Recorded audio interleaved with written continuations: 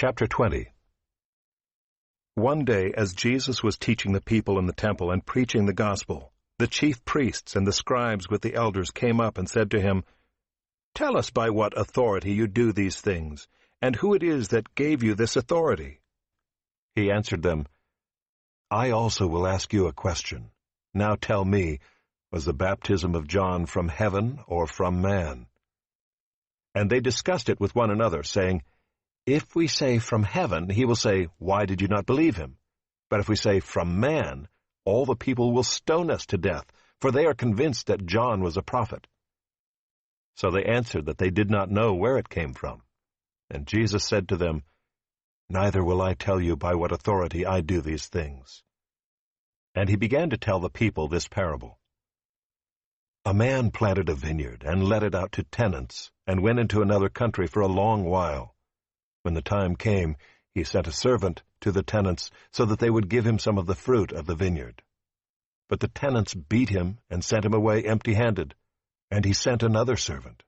But they also beat and treated him shamefully and sent him away empty-handed. And he sent yet a third. This one also they wounded and cast out. Then the owner of the vineyard said, "What shall I do? I will send my beloved son. Perhaps they will respect him." But when the tenants saw him, they said to themselves, "This is the heir. Let us kill him so that the inheritance may be ours." And they threw him out of the vineyard and killed him. What then will the owner of the vineyard do to them? He will come and destroy those tenants and give the vineyard to others. When they heard this, they said, "Surely not." But he looked directly at them and said, "What then is this that is written? The stone that the builders rejected has become the cornerstone. Everyone who falls on that stone will be broken to pieces, and when it falls on anyone, it will crush him."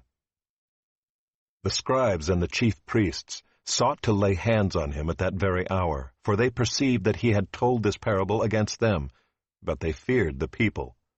So they watched him and sent spies, who pretended to be sincere, that they might catch him in something he said, so as to deliver him up to the authority and jurisdiction of the governor. So they asked him, "Teacher, we know that you speak and teach rightly and show no partiality, but truly teach the way of God. Is it lawful for us to give tribute to Caesar or not?" But he perceived their craftiness and said to them, "Show me a denarius. Whose likeness and inscription does it have?" They said, "Caesar's." He said to them, "Then render to Caesar the things that are Caesar's, and to God the things that are God's."